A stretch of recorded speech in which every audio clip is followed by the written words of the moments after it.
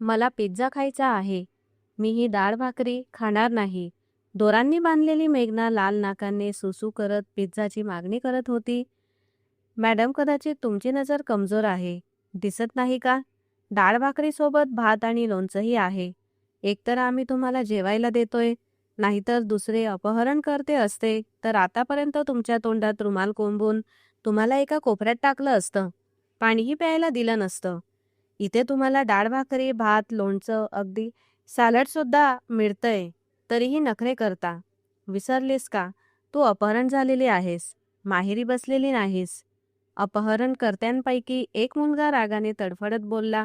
तो बराच वेळ मेघनाचे नखरे सहन करत होता, पण मेघनाने त्याला जास्त वेळ घुरून पाहिलं आणि तो मुलगा घाबरून मागे सरकला व शांतपणे आपल्या खुर्चीवर जाऊन मोबाईलमध्ये असा गुंतला जणू इथल्या वातावरणाशी त्याचा काहीही संबंध नाही.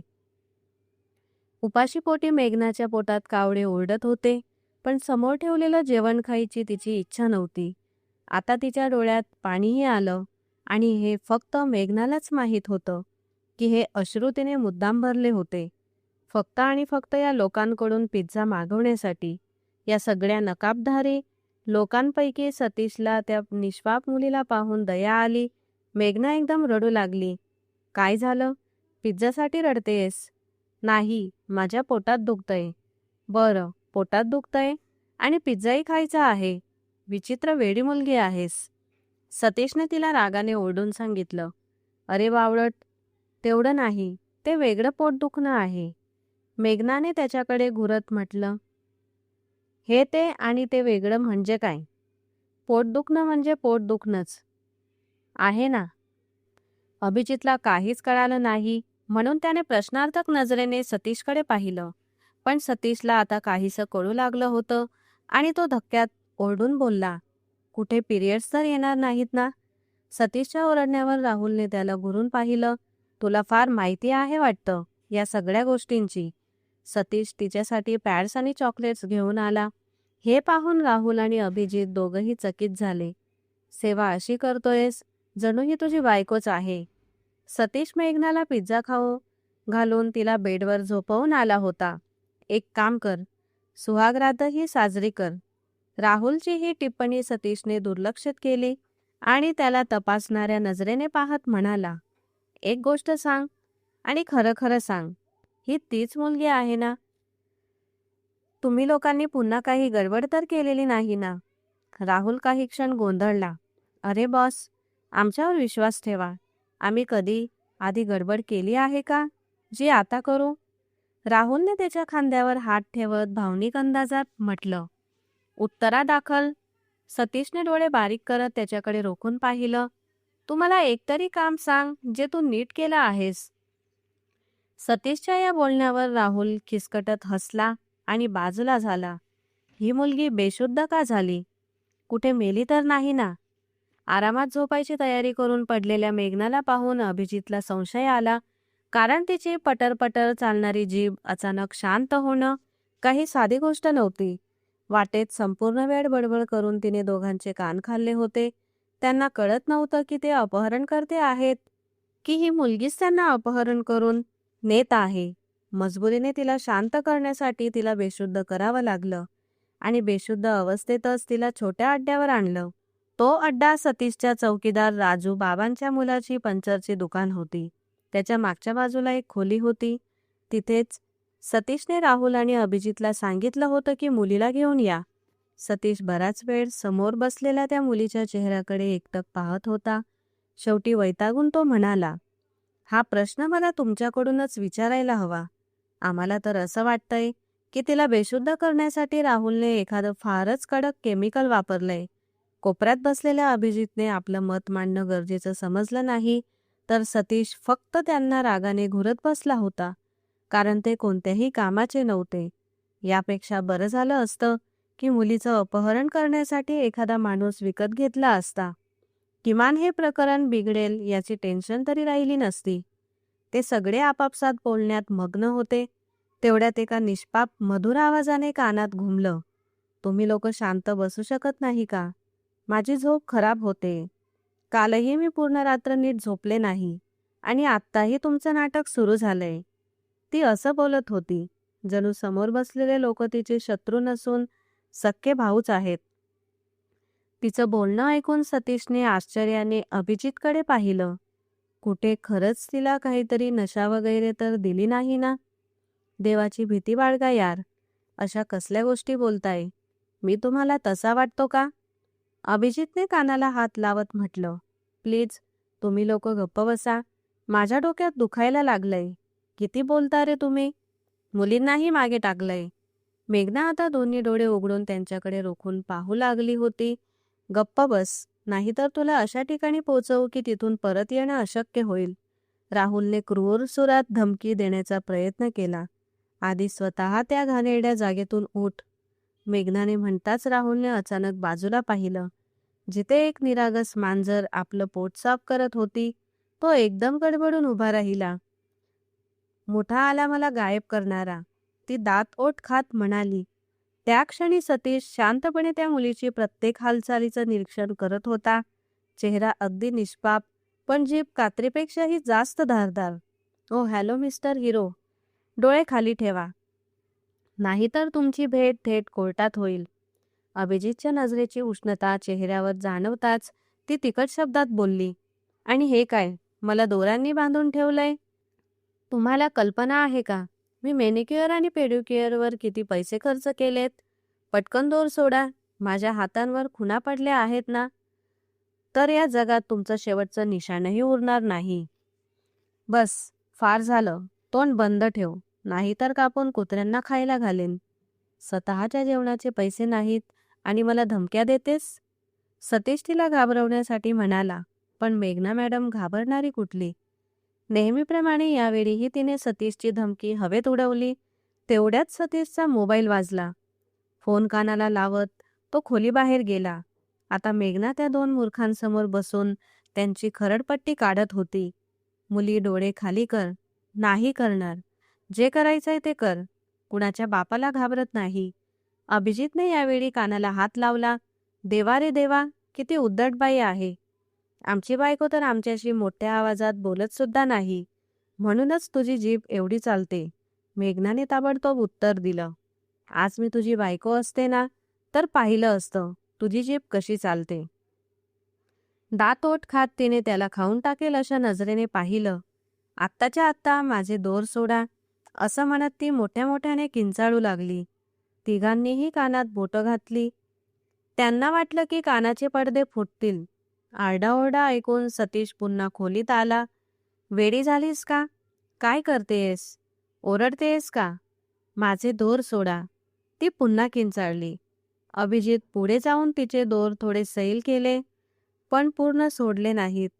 हातपाय थोडे हलवता येऊ लागले, पण जसं तिने मनगटावरची खूण पाहिली तसं तिने हृदय दडपून टाकणारी किंकाळी मारली.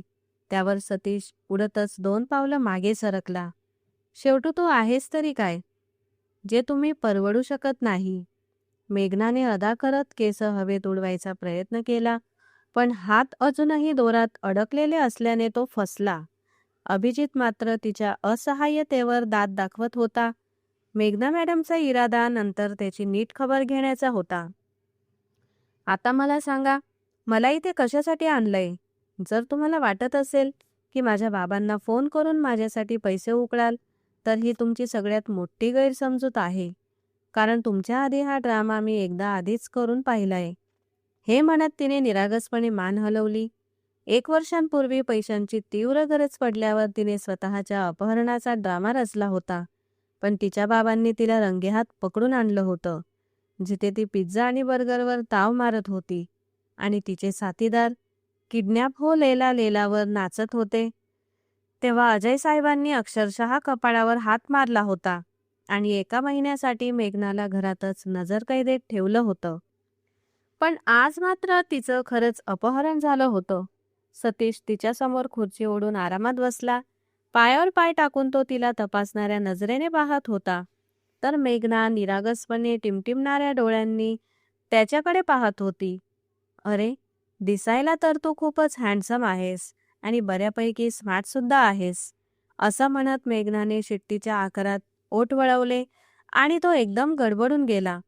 असं नव्हतं की तो या आधी कधी एखाद्या मुलीसमोर बसला नव्हता. तो शहरातील सगळ्यात मोठ्या बिझनेसमॅनचा मुलगा होता आणि स्वतःही एका मोठ्या प्रोजेक्टरवर काम करत होता. मुली त्याच्या मागे वेड्या होत्या, पण तो प्रचंड गर्विष्ठ होता. त्याने कधी कुणाच्याकडे नीट नजर उचलूनही पाहिलं नव्हतं. उगाच बोलणं तर दूरची गोष्ट. मेघनाबद्दल त्याने जे काही ऐकलं होतं ते सगळं त्याच्यासमोर उलट ठरत होतं. ती ना साधी सरळ मुलगी वाटत होती, ना कुठल्या सामान्य पार्श्वभूमीची. असेच बघत राहिलास तर तुला माझ्यावर प्रेम होईल, म्हणून नजर खाली कर, असं म्हणत मेघनाने त्याला डाव्या डोळ्याने डोळा मारला आणि तो एकदम सरळ बसला. बघ मुली, मी तुला थेट बोलतो. तू तुझी रिपोर्ट मागे घे. ह्यातच तुझं भलं आहे. तुझ्यामुळे माझ्या मित्राला किती त्रास सहन करावा लागला आहे याची तुला कल्पनाही नाही. तो आता गंभीरपणे तिच्या चेहऱ्याकडे पाहत बोलत होता, तर मेघना विचारात पडली होती. बघ, मला माहीत आहे, माझ्यात एक किडा आहे, ज्यामुळे मी शांत बसू शकत नाही. पण आईची शपथ, मी कधी असं काही केलं नाही की पोलिसांपर्यंत गोष्ट जाईल. माझ्या बाबांना कळालं तर ते माझ्या हाडांची मोडतोड करून मला घरीच डांबून ठेवतील. हा आरोप कुण्या दुसऱ्यावर टाका, हे माझ्यासाठी सहन करणं फार कठीण आहे. असं म्हणत मेघनाने कसंबसं दोरातून आपला डावा हात मोकळा केला आणि कानाला हात लावला. सतीश पुन्हा एकदा वळून अभिजितकडे पाहू लागला. अभिजितने नजर चुकवली आणि उगाचच एखादं गाणं गुणगुणायला लागला. तुम्हाला 100% खात्री आहे ना की हीच ती मुलगी आहे? हो यार, आम्हाला पूर्ण खात्री आहे, राहुल पटकन पुढे येत म्हणाला. स्वतः पहा ना, हिनेही लाल रंगाचे कपडे घातले आहेत. तू तिच्या गाडीचा नंबर पाहिला होता का? सतीशने एक एक शब्द चगडत विचारलं. यावेळी राहुल गडबडला. मला एक महत्वाचा कॉल करायचा आहे, मी थोड्याच वेळात येतो, असं म्हणत तो पटकन खोलीबाहेर निघून गेला. सतीशने ज्या मुलीला उचलून आणायला सांगितलं होतं तिने लाल रंगाचे कपडे घातले होते आणि ती त्याच पार्लरमध्ये गेली होती जिथे मेघना गेली होती. दोघींची वेळही जवळजवळ एकसारखीच होती. फक्त त्या मुलीला बाहेर पडायला थोडा उशीर झाला होता. मेघना बाहेर आली तेव्हा तिच्या सगळ्या खुणा सतीशने सांगितल्याप्रमाणेच होत्या. मेघनाची गाडीही त्या मुलीच्या गाडी शेजारीच उभी होती. त्यामुळे त्यांनी जास्त विचार केला नाही आणि मेघनाला ते मुली समजून उचलून आणलं. वाटेत अभिजितने एवढंच म्हटलं होतं की या मुलीचा चेहरा थोडासा बदललेला वाटतोय, आधीपेक्षा जास्तच गोड दिसते. फक्त अभिजितनेच त्या मुलीचा चेहरा पाहिला होता, तोही दुरून, आणि त्याच्यावर विश्वास ठेवून सतीशने बाकी लोकांना पाठवलं होतं. मला भूक लागली आहे. मेघनाने पुन्हा एक टोचणारी पीन टोचली. डाळ आहे, भात आहे, लोणचं आहे, भाकरी आहे, ते आणून दे, हे खाईल. राहुलने आपल्या एका साथीदाराला सांगितलं. मला डाळ नकोय, मला पिझ्झा खायचा आहे. तिने हट्ट धरला. तर आम्ही इथे तुला डेटवर घेऊन आलेलो नाही. तुमच्या चेहऱ्यामध्ये एवढं काही गोडपणाही नाही की मी तुमच्यासोबत डेटवर जाईन, असं ती तितक्याच ठामपणे उत्तर देत म्हणाली. राहुल पाय आपटत बाजूला झाला. बॉस, ही मुलगी तर आमच्यापासून अजिबात घाबरत नाहीये, मग आपण कसले अपहरण करते? सतीश मात्र खोल श्वास घेऊन गप्प राहिला. मेघना निरागसपणे डोळे लवकवत सतीशकडे पाहू लागली. तर मला एक गोष्ट सांग, तू सिंगल आहेस का की मुली उली अडकून ठेवल्या आहेत? तसं पाहिलं तर तू एवढा देखणा आहेस की किमान 3-4 गर्लफ्रेंड्स नक्कीच असतील.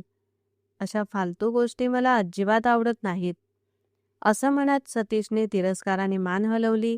ती शांतपणे खुर्चीवर बसून संपूर्ण खोली बारकाईने पाहू लागली. तिच्या पोटात हलकसं दुखायला लागलं होतं आणि हे दुखणं का होतंय हे तिला चांगलंच माहीत होतं. त्यामुळे ती थोडी अस्वस्थ झाली होती. सतीशने तिच्या चेहऱ्यावर बदललेले भाव पाहिले आणि विचारल्याशिवाय राहू शकला नाही. काय झालंय, ठीक आहेस ना? नाही, तिने निरागसपणे मान नकारार्थी हलवत उत्तर दिलं. मला वाटतं मला वॉशरूमला जायची गरज आहे. भाई, आम्ही सांगतोय की हिला एक पाऊलही बाहेर जाऊ देऊ नका, नाहीतर ही इथून पळून जाईल. अभिजित खोलीत येताक्षणी बोलून गेला. सतीशने त्याच्याकडे अतिशय वाईट नजरेने पाहिलं आणि तो गडबडून पुन्हा बसला. कुठल्याही प्रकारची चलाकी करायचा प्रयत्न करू नकोस, असं समजावत सतीश तिचे दोर सोडू लागला. त्या क्षणी त्याचा मोबाईल वाजला. स्क्रीनवर चमकणारा मेसेज पाहून त्याने अचानक डोळे मिटले. सतीशला स्वतःच्या आत रागाची लाट उसळताना जाणवत होती. त्याला असं वाटत होतं की आपल्या निकमाऊ मित्रांना जिवंत जमिनीत गाडावं. त्यांनी चुकीची मुलगी अपहरण करून आणली होती.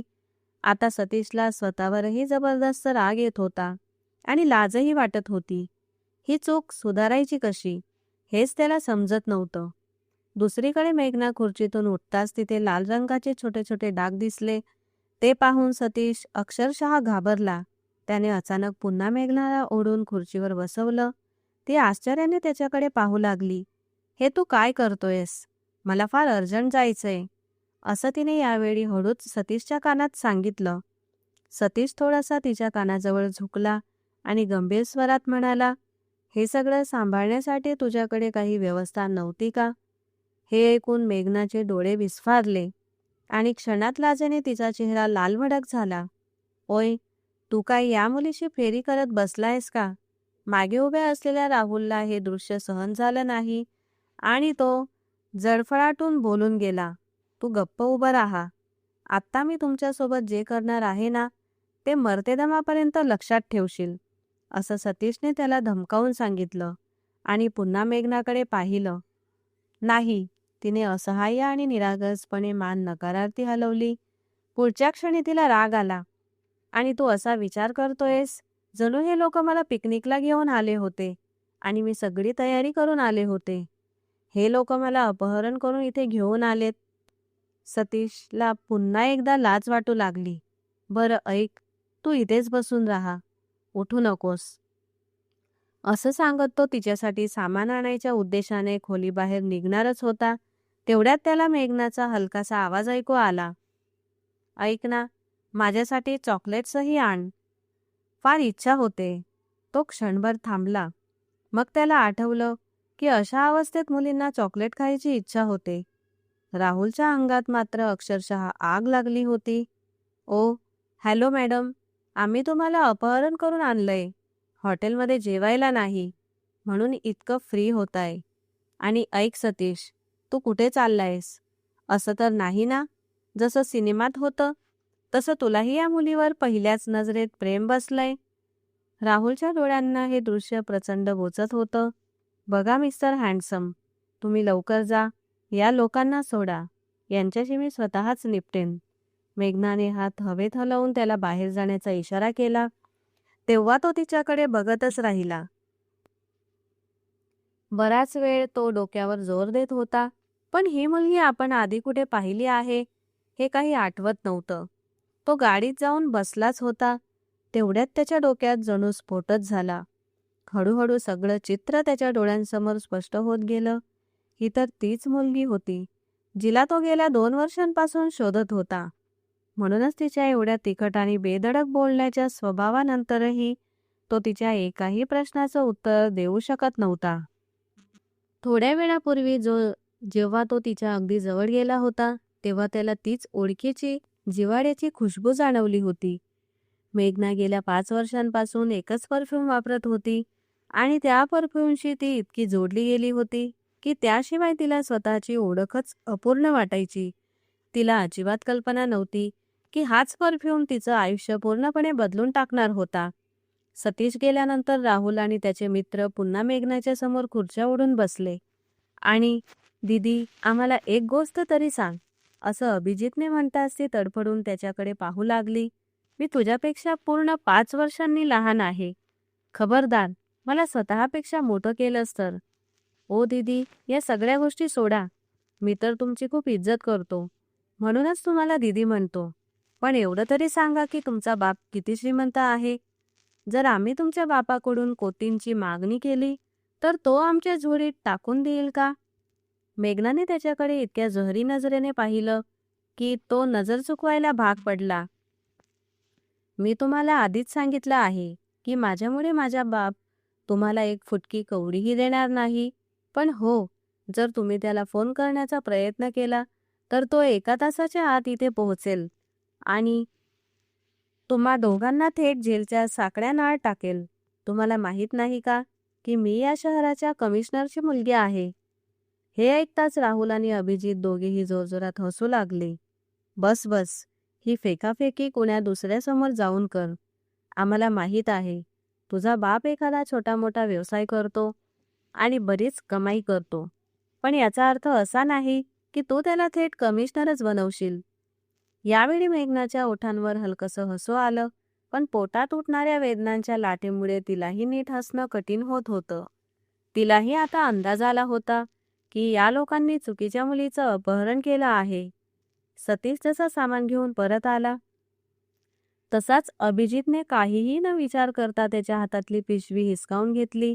पण जशीच त्याने पिशवी उघडली तसाच त्याच्या तोंडातून जोराची किंकाळी फुटली. सगळं सामान पिशवीतून बाहेर पडून जमिनीवर विखुरलं गेलं होतं. मेघनाने क्षणार्धात मान वळवली. "अरे भाऊ, हे तर भारीच झालं. कधी झालं हे? कसं सुरू झालं?" "अरे भाऊ, आम्हालाही सांग ना. आम्ही तुझी पूर्ण मदत करू. उपचारासाठी आम्हाला आमचं मूत्रपिंडही विकावं लागलं तरी आम्ही तयार आहोत. पण सांग तरी, उगाचच बडबडी सोडा आणि हे सगळं सामान मला द्या." सतीशने कडक आवाजात सांगितलं. "अरे भाऊ, तुला हे सगळं कधीपासून सुरू झालं?" "अरे मूर्खांनो, हे माझ्यासाठी नाही, या मुलीसाठी आहे." "वा रे वा, आमच्यासाठी तर तू 2 रुपयांची गोळीही आणत नाहीस आणि या मुलीसाठी चॉकलेटसोबत पिरियड्सचं सामान घेऊन आलायस. मला तर असं वाटतंय, तू अशीच सेवा करत राहिलास तर पुढच्या तासाभरात तू तिच्याशी सुहागरातही साजरी करशील. आपली जीभ आवर, नाही तर उपटून काढीन." सतीश रागाने ओरडला.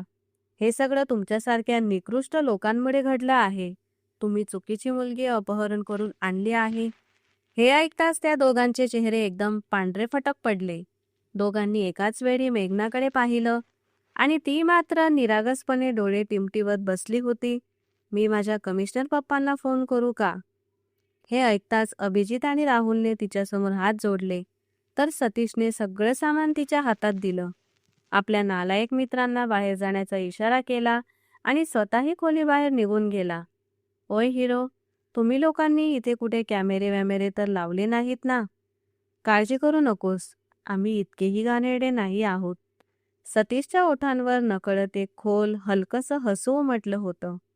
कारण ज्या क्षणापासून त्याला हे गुपित कळलं होतं की ही तीच मुलगी आहे, जिला शोधत तो गेली 2 वर्ष वणवण भटकत होता, त्या क्षणापासून त्याच्या ओठावरची हसू थांबतच नव्हती.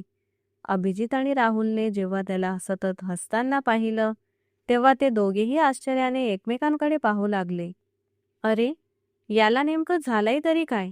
कुठे खरंच या मूर्ख मुलीवर याचं प्रेम तर जडलं नाही ना? मी तर विचार करतोय, हिनं आमच्या विरुद्ध पोलीस ठाण्यात तक्रार केली किंवा हिचा कमिशनर बाप इथे आला तर आपली वाट लागेल. आपण कुणाला तोंड दाखवण्यासही लायक राहणार नाही." खरं तर त्यांचा एक मित्र विष्णू होता, ज्याच्या विरुद्ध त्याच्या क्लासमेटने तक्रार दाखल केली होती आणि तो त्यावेळी जेलमध्ये होता. कारण विष्णूविरुद्ध ही 8वी तक्रार होती. त्यामुळेच त्याच्या वडिलांनी साफ नकार दिला होता की आता तो त्याच्या जामिनासाठी काहीही करणार नाही. "जे करायचं आहे ते स्वतःच कर. तुझ्या या नालायक मित्रांकडे जाऊन मदत माग, ज्यांच्यामुळे तू या सगळ्या भानगडीत अडकतोयस." त्यानंतर सगळ्या मित्रांनी मिळून ठरवलं होतं की त्या मुलीचं अपहरण करायचं आणि तिला घाबरवून तक्रार मागे घ्यायला लावायचं. पण इथेही त्यांनी मोठा गोंधळ घातला आणि चुकीची मुलगीच उचलून आणली. थोड्याच वेळात सतीशच्या मोबाईलवर पुन्हा कॉल येऊ लागला. अभिजित चिडून म्हणाला, "अरे यार, याच्या नातलगांची संख्या खूपच जास्त आहे.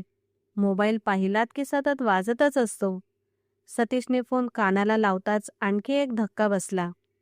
त्याचा मित्र विष्णू जेलमधून सुटला होता. अखेर त्याच्या वडिलांना त्याच्यावर दया आली होती. पण आता मेघना आत बसून त्यांच्या पुढच्या आदेशाची वाट पाहत होती. तिला लहानपणापासूनच साहसाची खूप आवड होती आणि हे सगळं तिच्यासाठी एक वेगळंच साहस बनलं होतं. थोड्याच वेळानंतर ते तिघे पुन्हा खोलीत आले. "तुम्ही लोक मला इथे अजून किती वेळ ठेवणार आहात? आणि मला इथे आणण्यामागचा उद्देश तरी काय आहे? पुन्हा एकदा कन्फर्म करून सांगा, कारण मी इथे बसून बसून कंटाळले आहे. यावेळी तिच्या शब्दांमध्ये आधीसारखा उत्साह नव्हता. तिची तब्येत बिघडत चालली होती आणि तापामुळे तिचा चेहराही लालसर झाला होता. आता आम्ही तुला इथे अजून ठेवणार नाही. तू आम्हाला सांग, तुझं घर कुठे आहे? मी तुला तिथे सोडतो. सतीश नजर चुकवत म्हणाला, अरे, इतक्याच वेळासाठी तुम्ही मला अपहरण केलं होतं? अरे यार, आमच्याकडून एक छोटीशी गैरसमजूत झाली होती. त्यासाठी आम्ही तुमच्यापुढे हात जोडून माफी मागतो. अभिजित पुढे आला. माफी मागत त्याने सगळी हकीकत सांगितली. असं तर होणार नाही ना की आम्ही तुला घरी सोडायला गेल्यावर तुझा बाप तुला धक्के मारत घराबाहेर काढेल, असं म्हणत की तू त्याच्या इज्जतीला धक्का दिलास? सिनेमात असंच होतं ना, आणि कथांमध्येही. मग तू काय करशील? बघ, आमचं हृदय एवढं मोठं नाही की तुझ्यासारख्या संकटाला कायमचं गळ्यात ढोलासारखं बांधून ठेवू, जसं सिनेमात हिरो करतात. जेव्हा एखादा इज्जतदार आणि स्वाभिमानी बाप अशा प्रकरणात मुलीला घराबाहेर काढतो, तेव्हा तोच अपहरणकर्ता पुढे येतो. तिच्या भांगात कुंकू भरतो, तिला आपली बायको बनवतो, तिला घरी घेऊन जातो, तिच्यासोबत सुहागरात साजरी करतो, मुलं होतात आणि दोघं सुखाने राहतात. बस, कथा संपते. पण बघ, आमच्यात एवढं मोठं मन आणि धैर्य नाही की तुझ्यासारखी आफत कायमस्वरूपी आमच्या आयुष्यात सामावून घेऊ. त्यामुळे या परिस्थितीत जे काही करायचं आहे ते तुलाच करावं लागेल. त्याचं हे लांबलचक बोलणं ऐकून मेघनाने त्याच्याकडे अशा नजरेने पाहिलं जणू ती त्याला आत्ताच कच्चच खाऊन टाकेल. काळजी करू नकोस, माझे बाबा असे नाहीत, आणि असतीलच तरी मी तुमच्यासारख्या लोफर आणि मूर्ख लोकांसोबत कधीच जाणार नाही. आणि तसंही मला वाटत नाही की त्यांना हेही माहीत असेल की मी घरी आहे की नाही. शेवटी बोलता बोलता नकळतच मेघनाचे शब्द कडू झाले. तिच्या डोळ्यात पाण्याची झाक आली. सतीशने ते तीव्रतेने जाणवलं.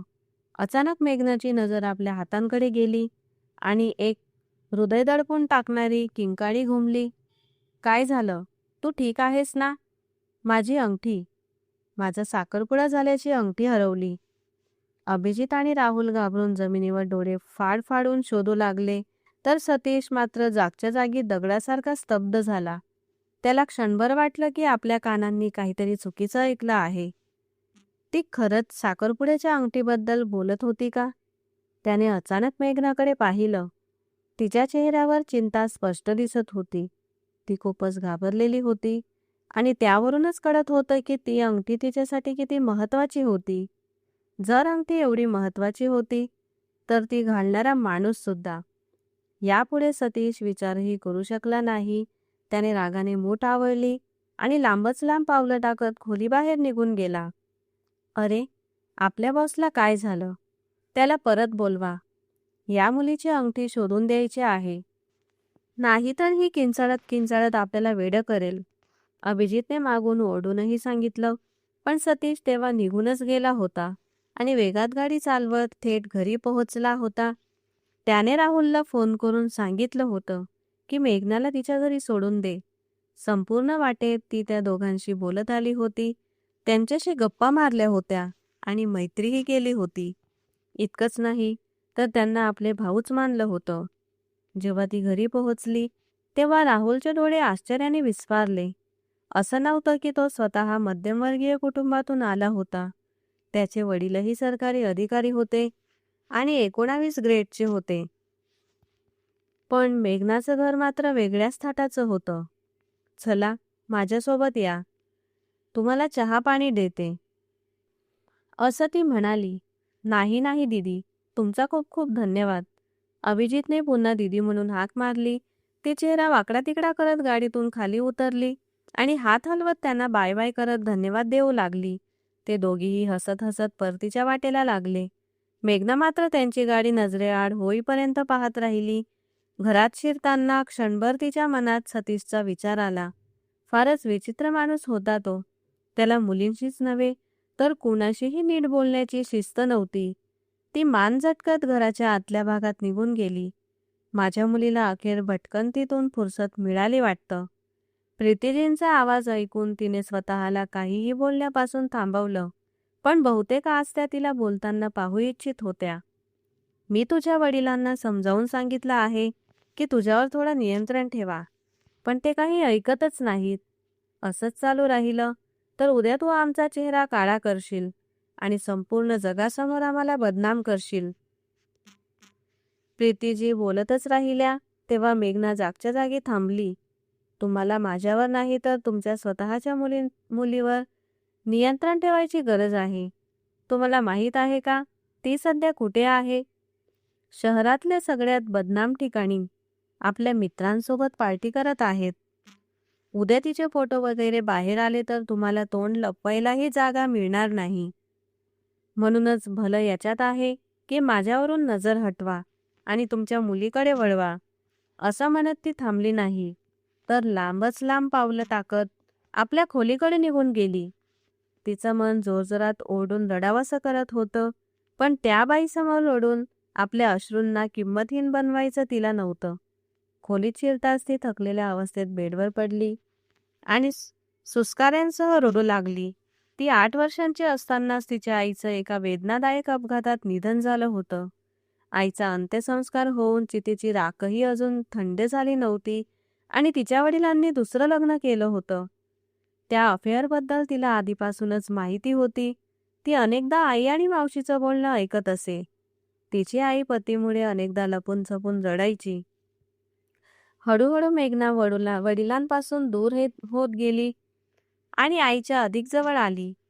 पण ज्यावेळी तिला आईची सगळ्यात जास्त गरज होती तेव्हाच ती आई कायमची तिला सोडून गेली. प्रीती घरात आल्यानंतर बरंच काही बदललं होतं, पण मेघना मात्र अजिबात बदलली नव्हती आणि ना ती स्वतःला असहाय्य समजून त्यांचा अन्याय सहन करणारी होती. एकदा तिच्या सावत्र बहिणीने तिची खोली हिसकावून घेण्याचा प्रयत्न केला होता. तेव्हा तिने संपूर्ण घर डोक्यावर घेतलं होतं. त्यावेळी तिचे वडीलही तिच्याच बाजूने उभे राहिले होते. पण काळ जसजसा पुढे गेला तसतसे तिचे वडील आपले पत्नी प्रीतीची बाजू घेऊ लागले आणि त्यांच्या नजरेत मेघना हळूहळू पूर्णपणे निकम्मी ठरत गेली. एकदा तर तिने काहीच चूक केली नव्हती, तरी सुद्धा प्रीतीजींनी तिच्यावर आरोप लावला.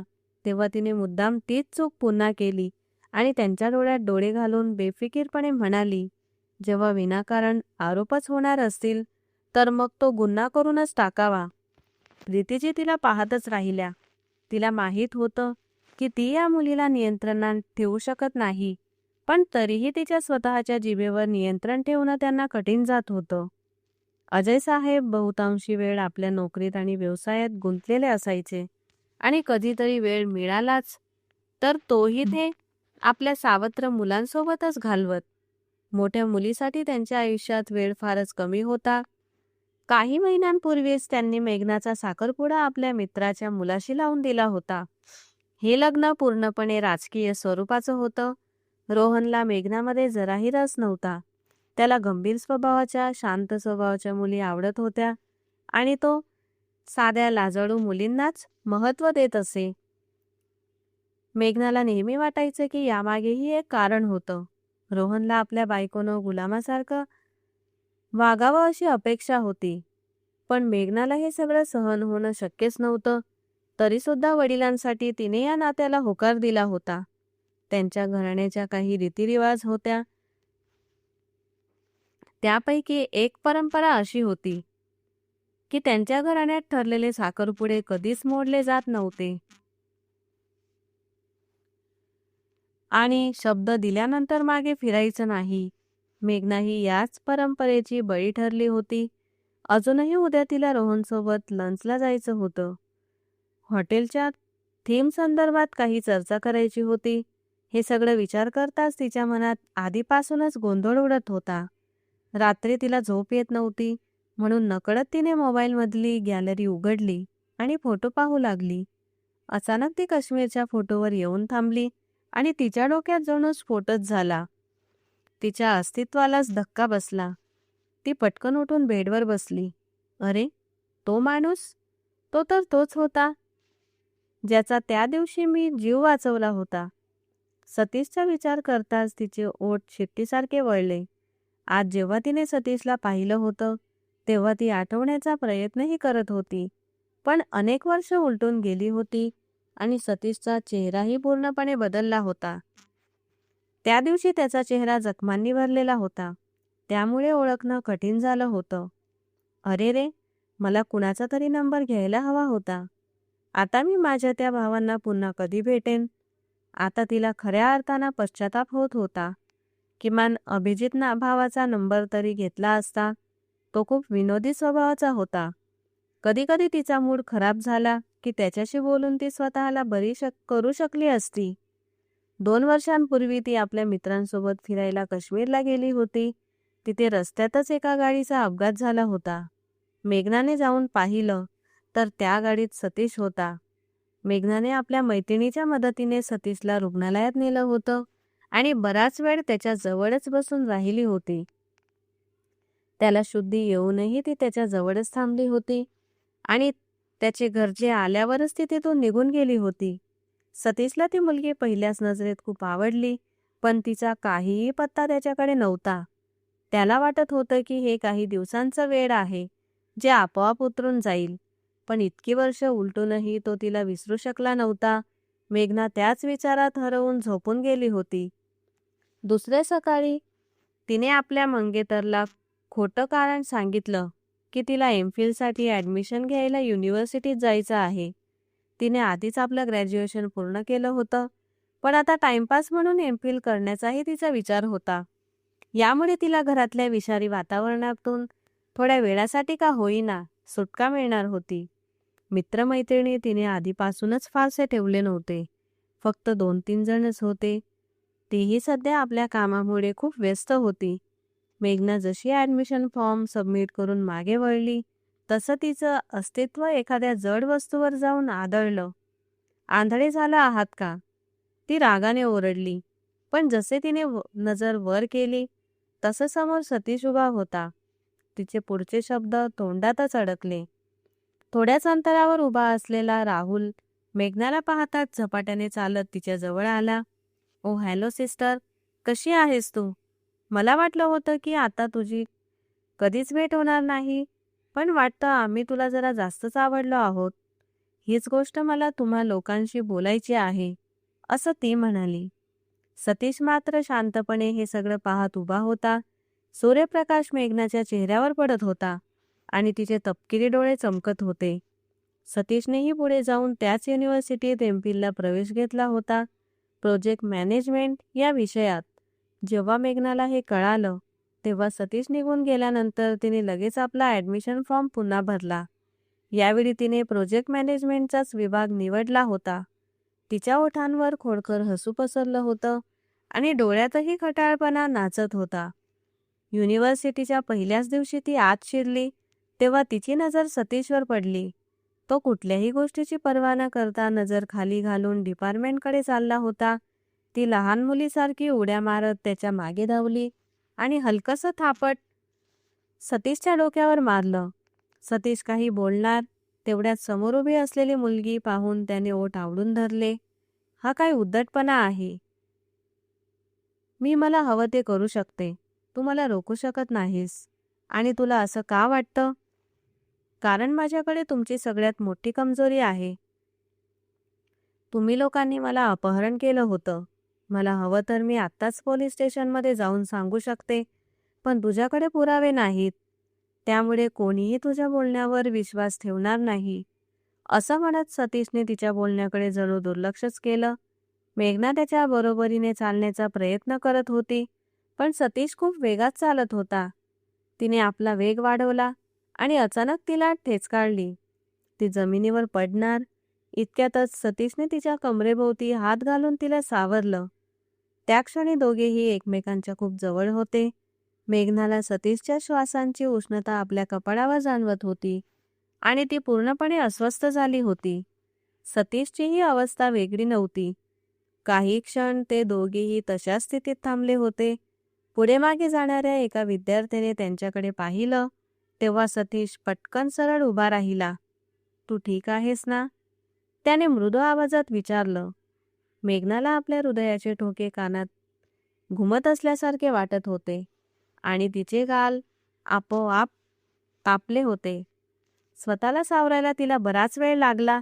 वर्गात पोहोचताच तिने सर्वात आधी सतीशला हेच सांगितलं. आज तू तुझे उपकार फेडले आहेस. तू माझी तेव्हा मदत केली होतीस आणि आज मी तुझी मदत केली. हे ऐकून तो क्षणभर चकित झाला. मग अर्थ लक्षात येताच त्याने मान डोलावली. लेक्चर सुरू असतानाही ती सतत त्याच्याशी बोलत होती आणि क्षणभरही गप्प बसत नव्हती. थोडा वेळही शांत ती बसू शकत नाहीस का? सतीशने कडक स्वरात म्हटलं. तेव्हा ती तोंड वाकडं करत नकारार्थी मान हलवू लागली. मग कुणा दुसऱ्याजवळ जाऊन बस. इथे माझं डोकं खाऊ नकोस.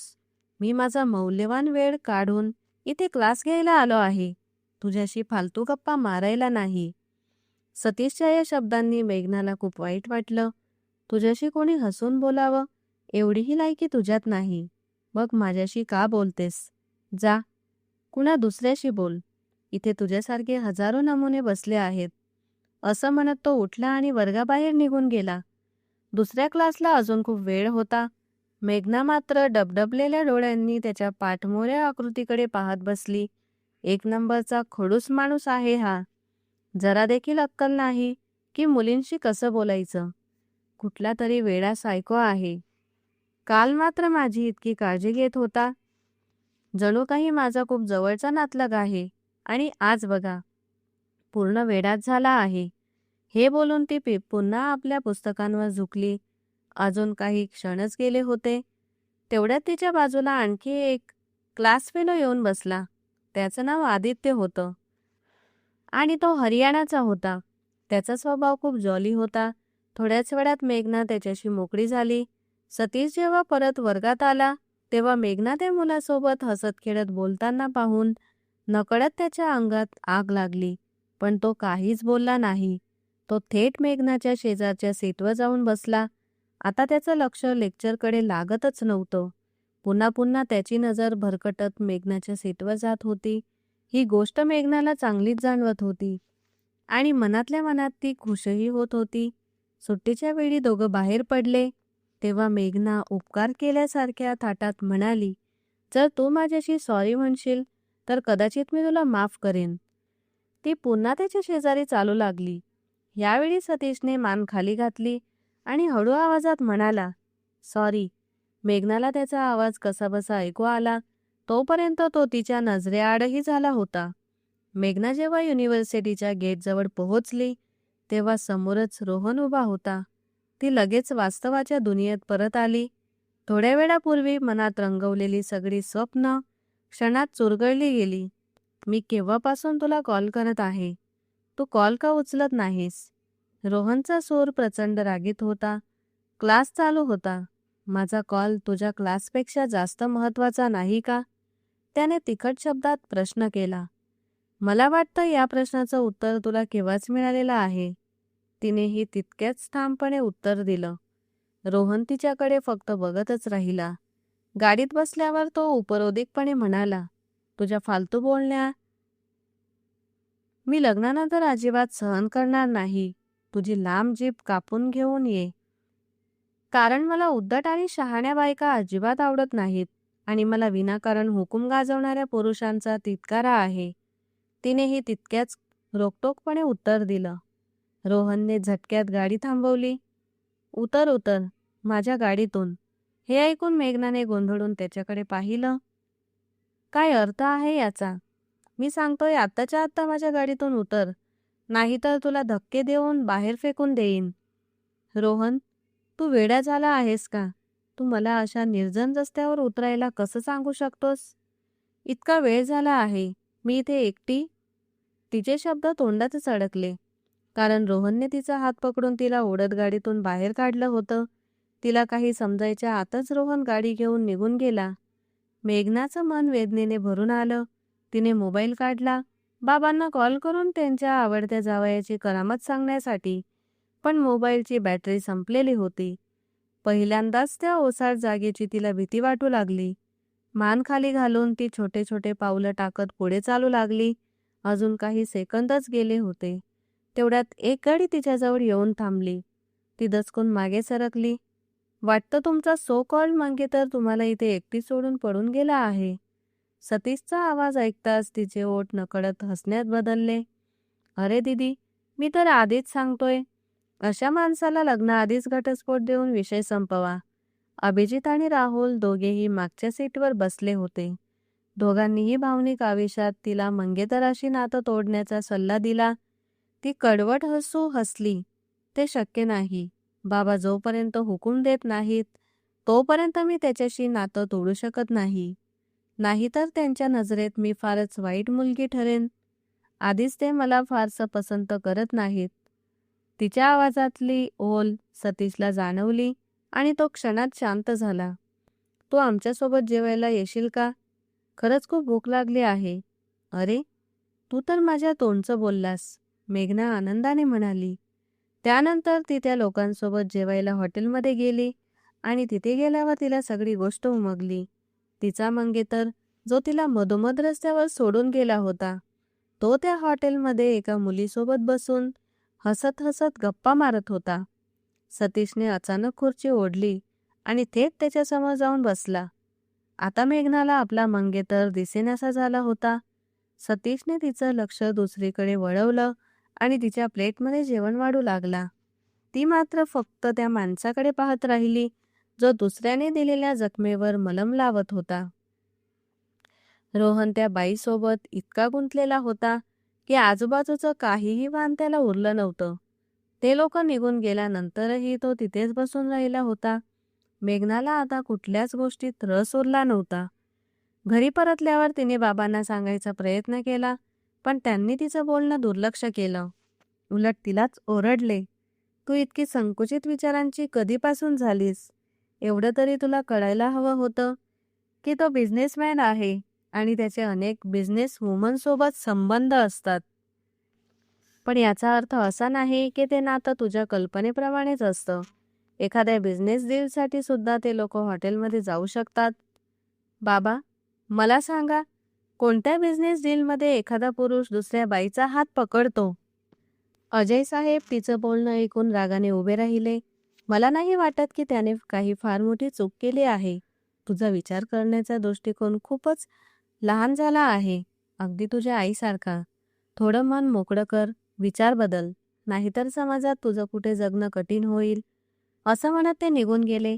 वेळाचं काम आहे पुढे सरकणं आणि तो वेळ वेगाने निघून जात होता. सतीशने स्वतःशी वचन दिलं होतं की काहीही झालं तरी ते आता त्या मुलीमध्ये रस घेणार नाही, पण तो स्वतःच्या वचनावर टिकूच शकत नव्हता. जेव्हा जेव्हा मेघना त्याच्याशी बोलायची तेव्हा तो सगळं विसरून जायचा. अगदी ही गोष्ट सुद्धा की ती मुलगी कुणाची तरी मंगेतर आहे. त्याला फक्त एवढंच माहीत होतं की तो तिच्यावर प्रेम करतो. पुढच्या आठवड्यात मेघनाच्या घरी बाबांच्या प्रमोशनची पार्टी होती आणि त्या पार्टीतही ती एका टेबलावर एकटीच बसलेली होती. तर तिचा मंगेतर मात्र मुलींच्या घोळक्यात उभा होता. तिला त्याच्यात काहीही रस नव्हता. ती खूप कंटाळलेली होती.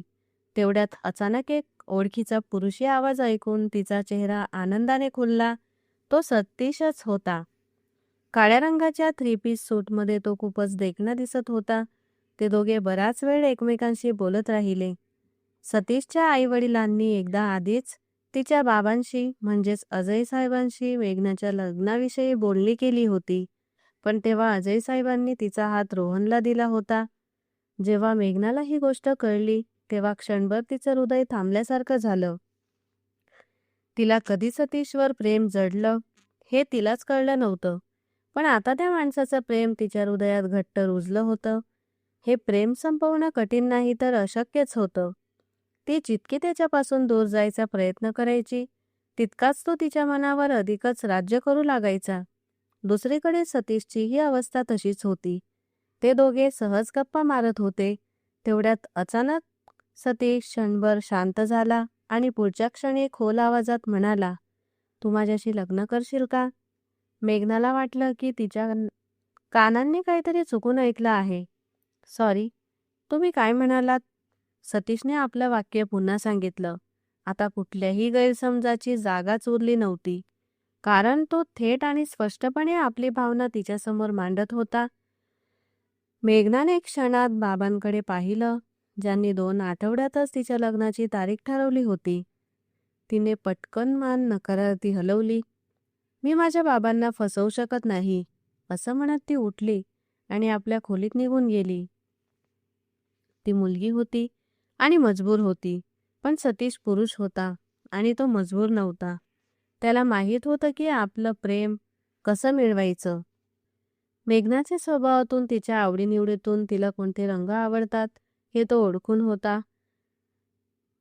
त्यामुळे त्याच्या हृदयात रुतून बसलेला शेवटचा काटाही जणू निघून गेला होता. लहानपणापासूनच त्याला हेच शिकवलं गेलं होतं, जे आवडतं ते मिळवायचं. आधी हळूहळू योग्य मार्गाने प्रयत्न करायचा, पण जर कोणी अडथळा निर्माण केला तर तो अडथळा दूर करायचा. त्याच्या वाटेतला सगळ्यात मोठा अडथळा रोहन होता, जो आधीच अमेरिकेत लग्न केलेला होता आणि इथेही त्याच्या शेकडो गर्लफ्रेंड्स होत्या. तो सगळ्या जगासमोर आत्मविश्वासाने आपल्या गर्लफ्रेंड्स जाहीर करत असे, पण जेव्हा मेघनाचा विषय येई तेव्हा मात्र तो आपलं आणि मेघनाचं नातं लपवून ठेवत असे. दुसरा अडथळा म्हणजे मेघनाचे वडील आणि तिची सावत्र आई, ज्यांच्याशी 2 हात करण्याचा विचारही आता सतीश कोणत्याही परिस्थितीत करायला तयार नव्हता. लग्नाचा दिवस होता. मेघना ब्युटी पार्लरमधून तयार होऊन बाहेर आली. तेवढ्यात एक काळ्या रंगाची गाडी तिच्यासमोर येऊन थांबली. तिला सावरायची संधीही मिळाली नाही आणि कुणीतरी तिचा हात पकडून तिला झटक्यात गाडीत ओढलं. नाकावर रुमाल ठेवून तिला बेशुद्ध केलं. शुद्धीवर आली तेव्हा ती दोरांनी बांधलेली नव्हती, तर एका आलिशान खोलीत होती. समोर सतीश उभा राहून हसत होता. आता मेघनाला त्याच्यावर प्रचंड राग आला होता. तिला घृणा वाटत होती, ज्याने तिला लग्नाच्या अगदी आधी अपहरण करून इथे आणलं होतं. सतीश अशी नीच हरकत करेल याची कल्पनाही तिने कधीच केली नव्हती. तिने जोरात सतीशच्या गालावर थप्पड मारली. तो ओठ आवळून जमिनीकडे पाहत राहिला. मी तुला सांगितलं होतं, मेघना, मी तुला लग्नासाठी मागणी घातली होती. सतीशचा आवाज शांत पण कठोर होता. तुला ते विनोद वाटलं का? तुला वाटलं मी त्या भित्रांपैकी आहे, जे आपल्या प्रेमाला दुसऱ्याच्या सेजवर सजलेलं पाहून गप्प बसून अश्रू ढाळतात? मेघना रागाने थरथर कापू लागली. प्रेम? यालाच तू प्रेम म्हणतोस? हे तर स्वार्थ आहे. हे वेडपण आहे. हो, कदाचित वेडपणाच आहे, सतीश म्हणाला. त्याचा आवाज खोलीच्या भिंतींवर आदळला. ज्या दिवशी मला तू पहिल्यांदा भेटलीस, त्या दिवशीच माझं हृदय छातीतून निघून तुझ्या पायाशी येऊन पडलं होतं. मी तुला किती गल्लीबोळात, किती शहरात शोधलं आहेस, याची तुला कल्पनाही येणार नाही. मी तुझ्यासाठी खूप तडफडलो आहे. तो एकदम मेघनाकडे पुढे सरकला. भीती आणि रागाने मेघना मागे सरकली. जेव्हा मला तुझ्या साखरपुड्याची बातमी कळाली, तेव्हा मी मनावर दगड ठेवून मागे हटलो होतो. मला वाटलं तू त्या माणसासोबत आनंदी असशील, तर तुझ्या आनंदात मी माझा पराभव स्वीकारेन. त्याने खोल श्वास घेतला. डोळ्यात चमक उमटली. पण तो माणूस नीच होता आणि मी तुला त्याच्या हवाली करू शकत नाही. जर मी तसं केलं असतं तर माझ्या प्रेमावरच धिक्कार आहे. मी तुला इथे माझी हतबलतेची कथा सांगायला आणलेलं नाही. पटकन स्वतःला मानसिकरित्या तयार कर. थोड्याच वेळात आपली दोघांचं लग्न होणार आहे. त्याच्या सुरातून ठाम निर्धार स्पष्ट जाणवत होता. मला तुझ्याशी लग्न करायचं नाही. मेघना ओरडली. मी तुला विचारत नाहीये, सांगतोय. कुठलाही तमाशा न करता लग्नासाठी स्वतःला तयार कर. नाहीतर तुझा बाप उद्या कुणाला तोंड दाखवण्याच्या लायकीचा राहणार नाही. तो तिला धमकावत नव्हता, पण त्याला हे समजलं होतं की मेघनावर वडिलांच्या प्रेमाचं भूत जरा जास्तच स्वार आहे आणि तो त्याचाच फायदा घेत होता. मेघना असहाय्यपणे त्याच्या चेहऱ्याकडे पाहत राहिली.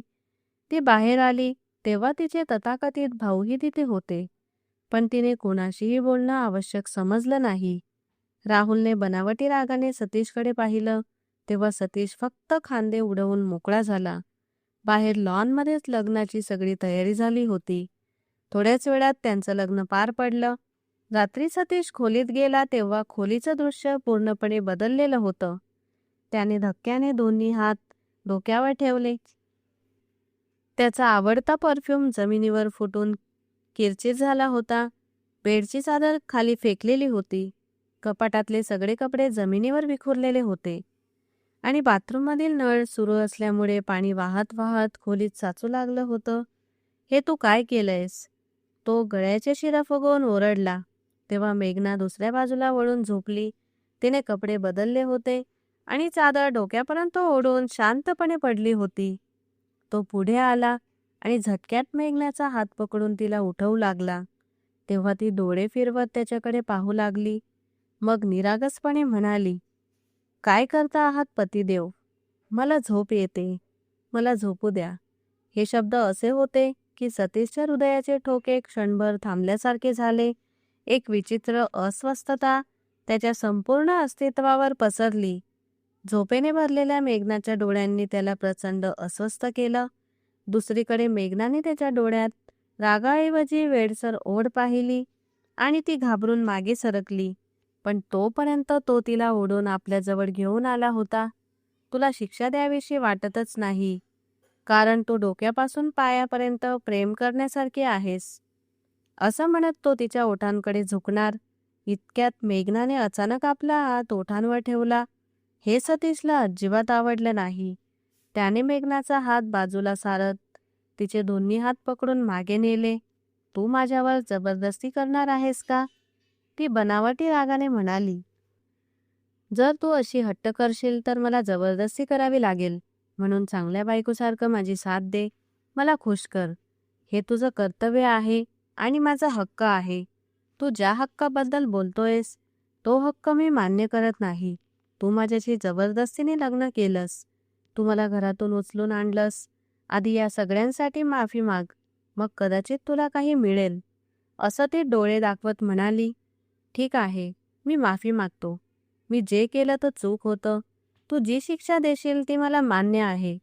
तुझी शिक्षा ही आहे की पुढचा 1 महिना तू माझ्याजवळ येणार नाहीस आणि मला हात लावायचा प्रयत्नही करणार नाहीस." सतीशला बोलून पश्चाताप झाला की तिला शिक्षेचा अधिकार का दिला. "तुझी प्रत्येक गोष्ट मान्य आहे, पण हे नाही," असं म्हणत तो पुन्हा तिच्या ओठांकडे झुकला. मेघनाने पटकन चेहरा वळवला. यावेळी सतीशच्या कपाळावर आठ्या पडल्या. तो तिच्या ओठांवर झुकून जबरदस्तीने त्यांना आपल्या ताब्यात घेऊ लागला. मेघनाने विरोध करण्याचा प्रयत्न केला, पण हळूहळू तिचा विरोध थांबत गेला. जेव्हा सतीश तिच्यापासून दूर झाला तेव्हा ती त्याच्या छातीवर डोकं ठेवून खोल खोल श्वास घेत होती.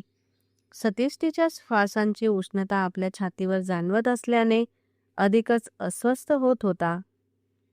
त्याने अतिशय काळजीपूर्वक मेघनाला बेडवर झोपवलं आणि तिच्या मानेत आपला चेहरा लपवला. मेघनाने तडफडत त्याचं डोकं हातात धरलं. तेव्हा त्याने तिचे दोन्ही हात आपल्या हातात घेत तिच्या मानेवर पुन्हा आपल्या प्रेमाच्या खुणा उमटवू लागला. "मी अजूनही तुझ्यावर नाराज आहे. अशा प्रकारे जवळ येऊन तू मला काबूत आणू शकत नाहीस," ती फुगलेल्या श्वासात कसाबसा म्हणाली. कारण सतीश पुन्हा तिचा श्वास रोखत होता. "तुझी नाराजी डोक्यावर. तू 1000 वेळा नाराज होशील आणि मी 1000 वेळा तुला मनावेन. पण आता मला त्रास देऊ नकोस. मला माझ्या जवळीपासून दूर करू नकोस. मी तुला किती प्रेम केलं आहे आणि किती काळ तुझी वाट पाहिली आहे याची तुला कल्पनाही नाही." तो पुन्हा वेडसर होत चालला होता. सतीशने तिच्या खांद्यावर हलकसं दात रोवले. तेव्हा ती सिसकली. तिच्या सिसक्यांनी सतीशला आणखी अस्वस्थ केलं. तो अधिकच बेभान होत पुन्हा तिच्या शरीरावर आपल्या प्रेमाच्या खुणा उमटवू लागला. जसं त्याने शर्टाखाली हात घालत मेघनाच्या धडधडणाऱ्या ठोक्यांना हातात घेत हलकसं दाबलं, तशी ती अस्वस्थ होऊन उठून बसली. सतीशला कल्पनाच नव्हती की तिने शर्टाखाली काहीच घातलं नव्हतं. त्याचे हात तिच्या मऊ धडधडणाऱ्या हृदयावर पडताच मेघनाचं हृदय वेगाने धडधडू लागलं आणि ती घाबरून उठून बसली. तर त्या क्षणी सतीशच्या संपूर्ण अंगातही एक विद्युत प्रवाह धावून गेला. तो हळूच मोकळेपणाने हसला, कारण त्याला माहीत होतं की आजवर तिच्या इतक्या जवळ कुठलाही पुरुष आला नव्हता. म्हणूनच तो तिचा खूप मान ठेवत होता. "तू मला अशा पद्धतीने स्पर्श करून अस्वस्थ करत आहेस. मला काहीसं होतंय. माझ्यावरचा ताबा सुटतोय," मेघना थरथरत्या ओठांनी म्हणाली. तिची अस्वस्थ अवस्था पाहून सतीश जोरात हसला आणि तिला आपल्या बाहूंमध्ये त्याने घट्ट धरलं. वचन देतो माझी जान, थोड्याच वेळात तुझी सगळी अस्वस्थता दूर होईल. फक्त एकदा मला ते सगळं करू दे, जे मला करायचं आहे. तू स्वतःच माझ्या संगतीसाठी तयार होशील. असं म्हणत त्याने तिच्या नाजूक कमरेला घट्ट पकडलं. मेघनाने त्याच्या डोळ्यात पाहिलं, जिथे प्रामाणिकपणा आणि परवानगी मागणारी नजर होती. ती अजूनही थोडी घाबरलेली होती. तिच्या डोळ्यात पाणी भरताच तो अस्वस्थ होत विचारू लागला, काय झालं? रडतेस का? माझा स्पर्श तुला वाईट वाटतोय का? मेघनाने पटकन मान नकारार्थी हलवली. सतीशच्या मनाला शांती मिळाली. पप्पा माझ्यावर खूप रागवतील, मेघना हळू आवाजात म्हणाली. काळजी करू नकोस, मी सगळं नीट करीन. तुझ्या बाबांच्या मनात तुझ्याबद्दल जे गैरसमज आहेत ते सगळे मी दूर करीन. तू फक्त माझ्यावर विश्वास ठेव. असं तो म्हणाला. तू मला सोडून देणार तर नाहीस ना? मेघनाच्या मनात खूप वेळापासून असलेली भीती शेवटी ओठांवर आली. तिला वाटत होतं की सतीशला तिच्याबद्दल फक्त आकर्षण आहे आणि इच्छा पूर्ण झाल्यावर तो तिला सोडून देईल. पण सतीशने तिचा हा गैरसमजही दूर केला. मी तुला शेवटच्या श्वासापर्यंत कधीच सोडणार नाही. कायम तुला आपल्या छातीत धरून ठेवीन आणि असंच तुझ्यावर प्रेम करत राहीन. एकदाच माझ्यावर विश्वास ठेव. स्वतःला माझ्या हवाली कर आणि मला तुझ्या अस्तित्वावर प्रेमाची छाप उमटू दे. मग तुला तुझ्या कुठल्याही निर्णयाचा पश्चाताप होणार नाही. हे माझं वचन आहे. त्याच्या शब्दांवर विश्वास ठेवत तिने स्वतःला त्याच्या हवाली केलं. रात्र जसजशी पुढे सरकत होती तसतसा तो आपल्या प्रेमाच्या सरींनी तिला भिजवत होता. सकाळी ती जागी झाली तेव्हा सतीश आधीच तिथे होता. ती त्याच्या छातीवर डोकं ठेवून झोपलेली होती. आपल्या धडधडणाऱ्या हृदयावरचा दाब जाणवताच ती दचकून मागे सरकली. पण सतीशने तिला पुन्हा आपल्या मिठीत घेतलं आणि तिच्या धडधडीत आपला चेहरा लपवला. मला पप्पांकडे जायचं आहे. तू मला वचन दिलं होतंस, ती म्हणाली. सतीश खोल श्वास घेत उठून बसला. त्याला कळलं होतं की तिची चिंता अजूनही तिथेच अडकलेली आहे. ती त्याच्यापासून लपण्याचा प्रयत्न करत होती, तर तो तिच्या या भोळ्या स्वभावावर हसत होता. जेव्हा ते हवेलीवर परतले तेव्हा तिच्या बाबांनी तिला छातीत धरलं आणि लहान मुलासारखे रडू लागले. सतीशने आदल्याच दिवशी सगळी सत्यता त्यांना सांगितली होती. रोहनची खरी ओळख उघड केली होती. तो आधीच लग्न केलेला असून ही लग्नाची योजना फक्त व्यावसायिक फायद्यासाठी नव्हे तर अजय साहेबांचा अपमान करण्यासाठी होती. कारण एकदा अजय साहेबांनी भरसभेत रोहनची बेइज्जती केली होती आणि तो त्याचा बदला घेऊ पाहत होता. या सगळ्यांच्या कॉल रेकॉर्डिंग्ज सतीशने मिळवून अजय साहेबांना ऐकवल्या होत्या. प्रीतीच्या खोटेपणाबद्दलही त्याने सांगितलं की ती रोहनसोबत मिळून होती. अजय साहेबांना खूप लाज वाटली. त्यांनी मुलीला घट्ट मिठी मारली आणि रडत रडत माफी मागितली. मेघनासाठी एवढंच पुरेसं होतं. तिच्या बाबांना उमगलं होतं की तिने नेहमीच योग्य निर्णय घेतले आहेत. दुसरीकडे सतीशच्या आईवडिलांनीही तिला आपल्या सून म्हणून स्वीकारलं होतं. अजय साहेबांनी सांगितलं, मला तुमची विदाई पुन्हा करायची आहे. अशी चोरून लपून झालेली लग्न मला मान्य नाही. साऱ्या जगाला सांगायचं आहे की माझ्या मुलीचं लग्न जगातल्या सगळ्यात चांगल्या माणसाशी झालं आहे. अवघ्या आठवड्यानंतर सतीश आणि मेघनाचं थाटामाटात लग्न लावून दिलं गेलं. सतीशसोबत मेघना अत्यंत आनंदी होती आणि सतीशलाही तिच्यासोबत समाधान मिळत होतं. अजय साहेबांनी आपल्या दुसऱ्या पत्नीला घटस्फोट दिला, पण त्यांनी आपल्या मुलांवर अन्याय केला नाही. ज्याचा जितका हिस्सा होता तो त्यांनी मुलांना दिला. अजय साहेबांनी मेघनाला बंगला देऊ केला तेव्हा तिनं तो प्रस्ताव नाकारत हसून म्हटलं, ज्या बंगल्यात माझ्यावर आणि माझ्या आईवर कायम अन्याय झाला त्या बंगल्याचं मी काय करू? देवाने दिलेलं सगळं माझ्याकडे आहे. आता मला कशाचीही इच्छा नाही. सतीश आणि मेघना आधीप्रमाणेच युनिव्हर्सिटीत एकत्र शिकत होते. लग्नानंतरही दोघं एकत्र क्लास अटेंड करत, कॅन्टीनमध्ये बसून जेवत आणि सुट्टी झाली की घरी परत येत. अजून त्यांनी मुलांचा प्लॅन केला नव्हता. एकमेकांच्या जवळ येताना ते संरक्षणाचा वापर करत. पण एका रात्री भावना आवरता न आल्याने सतीश बरकटला. वेडे झालात का सतीश? दूर व्हा माझ्यापासून. मेघनाने त्याला दूर ढकललं. मेघना, समजून घे, मी स्वतःला थांबवू शकत नाही. तो खोलखोल श्वास घेत तिच्या ओठांना स्पर्श करू लागला. तुम्ही काळजी घ्यायला हवी होती सतीश. मागच्या वेळी मी सांगितलंच होतं, ती म्हणाली. पण सतीश ऐकत नव्हता. त्याने तिच्या शर्टचे बटणं उघडले आणि तिच्या धडधडीत स्वतःला हरवून गेला. मेघनाच्याही श्वासांचा वेग वाढला. तिने बराच वेळ त्याला थांबवायचा प्रयत्न केला, पण थकून तीही शांत झाली. कारण तिचं मनही सतीशच्या मिठीत शिरकाव करायला आसुसलं होतं. कधी तिची नाजूकता, कधी तिच्या धडधडींमध्ये हरवत. त्या रात्रीत दोघं कोणतंही संरक्षण न वापरता एकमेकांच्या अगदी जवळ आले आणि सर्व काही घडलं. नंतर मेघना घाबरली. डोळ्यात पाणी आलं. मला भीती वाटते. जर मूल झालं तर? सतीश हसला. त्यात रडायचं काय? ही तर आनंदाची गोष्ट आहे. मेघना म्हणाली, नाही सतीश, तुम्ही समजत नाही. मूल झालं की फार वेदना होतात. 9 महिने पोटात व्हावं लागतं. मी हे सहन करू शकणार नाही. मला आत्ता फक्त शिकायचं आहे. आधी अभ्यासाची आवड नव्हती, पण तुमच्यासोबत युनिव्हर्सिटीला जाताना मला छान वाटतं. आत्ता मुलांच्या झंझटीत मला पडायचं नाही.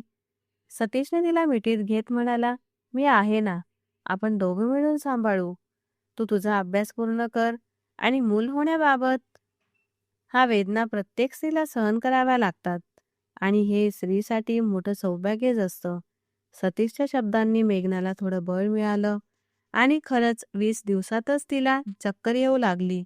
डॉक्टरांकडे तपासणी केली आणि कळलं की ती आई होणार आहे. सतीशने तिची खूप काळजी घेतली. जेव्हा मेघना लेबर रूममध्ये होती तेव्हा सतीश तिच्यासोबतच होता. क्षणभरही दूर गेला नाही. सतत तिला धीर देत राहिला. थोडा वेळ अजून, थोडं धैर्य ठेव, थोडंसं पुश कर. आणि मग मेघनाने पूर्ण ताकदीने बाळाला जन्म दिला. बाळाच्या रडण्याचा आवाज ऐकताच मेघनाच्या सगळ्या वेदना ओसरल्या. घामाने भिजलेली असूनही आपल्या गोड मुलीला मिठीत घेताच सारा थकवा नाहीसा झाला. मेघनाची अवस्था पाहून त्याचा जीव अडकला होता. त्या सतीशने आपल्या चिमुकलीला उचलून तिच्या कपाळावर ओठ टेकवले आणि हा आनंद मनात साठवला. बाळाला मेघनाच्या शेजारी झोपवत त्याने मेघनाचे दोन्ही हात घट्ट पकडले. हातांवर चुंबन घेतलं. डोळ्यात आनंदाश्रू होते. मेघना, तू मला असा आनंद दिलास की हा उपकार मी कधीच फेडू शकणार नाही, असं म्हणत त्याने तिच्या कपाळावर चुंबन घेतलं. दुसऱ्याच दिवशी तो मेघनाला घरी घेऊन आला. घरात आनंदाचं वातावरण पसरलं होतं. सतीशचे आईवडीलही खूप खुश, आनंदी होते. मेघनानंतर त्यांच्या घरात अनेक वर्षांनी आलेला हा दुसरा आनंद होता. दोन्ही कुटुंब पूर्ण झाली होती. आयुष्याचा प्रवास अधिक सुंदर झाला होता. छोट्या छोट्या आनंदांनी आणि हलक्या गोष्टींनी आयुष्य पूर्ण होत होतं. खऱ्या प्रेमात धैर्य, प्रामाणिकपणा आणि वाट पाहण्याची शक्ती असते. जे प्रेम जबरदस्तीने किंवा फसवणुकीने मिळवले जाते त्यात खरी सुखाची हमी नसते. पण जे प्रेम आपल्या काळजीने, समजुतीने आणि विश्वासाने जोपासले जाते ते आयुष्यभर टिकते आणि सुख समृद्धी आणते. तर मित्रांनो, आजची ही कथा तुम्हाला कशी वाटली ते कमेंट बॉक्समध्ये नक्की सांगा. आवडली असेल तर प्लीज लाईक करा. आणखी अशाच रोमॅन्टिक कथा ऐकण्यासाठी आमच्या चॅनलला सबस्क्राईब करा. पुन्हा भेटूया एखाद्या नव्या आणि रोमॅन्टिक कथेसह. धन्यवाद.